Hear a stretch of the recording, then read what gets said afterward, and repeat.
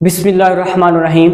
तो नमाज के सिलसिला चल रहा है, नमाज के हवाले से वीडियो चल रही है हमारी। तो उसके अंदर आता है फ़र्ज और शराइत दोनों में शामिल है तकबीर तहरीमा। तकबीर तहरीमा याद रखिएगा, फ़र्ज और शर्त दोनों में शामिल है। अब तकबीर तहरीमा के अंदर अगर हम अल्लाह रहमान कह देते हैं तो इससे हमारा फ़र्ज अदा हो जाएगा, लेकिन तकबीर तहरीमा में लफ्ज़ अल्लाह अकबर कहना वाजिब है। अगर हम तकबीर तहरीमा में लफ्ज़ अल्लाह अकबर यूज़ नहीं करते, नहीं कहते, तो इससे हमारा वाजिब रह जाएगा और जिस वजह से सजदा साहब हो जाएगा, ज़रूरी वाजिब हो जाएगा। फिर इसके अंदर एक दो मसले हैं।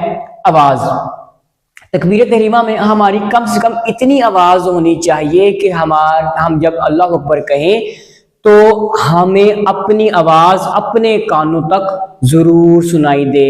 अगर कोई ऐसा मसला है, आप कहीं जनरेटर लगा हुआ है और जिस वजह से आपकी आवाज़ अपने कानों तक नहीं पहुंच रही, अगर ऊंची आवाज़ में पढ़े तो उस सूरत में आप ये गुमान करेंगे, आप ये सोचेंगे, अंदाज़ा लगाएंगे कि अगर मैं इतनी ऊंची आवाज़ से पढ़ूं और जनरेटर की आवाज़ ना होती तो कानों तक मेरी आवाज़ आ जानी थी। उस सूरत में हम उसको फिर कानों तक आवाज़ समझ लेंगे कि आ चुकी है।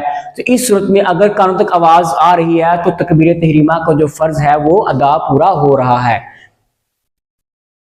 ऐसे ही इसके अंदर तलफ़्फ़ुज़ के हवाले से एक पॉइंट है कि यहाँ पर कुछ गलती कर देते हैं हम कि इस अलिफ को, अल्लाह का जो अलिफ है, अकबर का जो अलिफ है, इसको हम लंबा कर देते हैं अल्लाह, तो इस सूरत में लफ्ज़ गलत हो जाता है। और बाज़ दफ़ा इस तरह लफ्ज़ बन जाता है जिसका मानी कुफ्रिया तक चला जाता है।